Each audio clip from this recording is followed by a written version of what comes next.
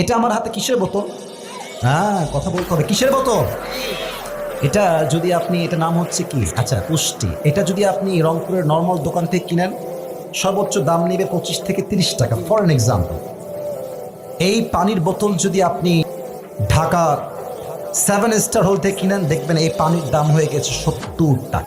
একই বোতল, একই পানি, একই কোম্পানি, রাস্তার দোকানের দাম 30 টাকা, 5 স্টার হোলের দাম হচ্ছে 70 টাকা। আবার একই পানি আপনি কিনবেন ইন্টারন্যাশনাল ফ্লাইট যেখান থেকে হয়, ঢাকার আন্তর্জাতিক বিমানবন্দর এয়ারপোর্টে ঢুকলেই দেখবেন 30 টাকার পানি 100 টাকা হয়ে গেছে। অথচ পানিও এক, বোতলও এক, কোম্পানিও এক, জাস্ট জায়গা পরিবর্তন হওয়ার জন্য দাম কম বেশি হয়ে গেছে। তো তুমি তো রংপুরের মিঠা পুকুরে আছো, তোমাকে অনেকে মূল্য দিচ্ছে না, এর মানে এটা নয় যে তুমি মূল্যহীন একটা মানুষ।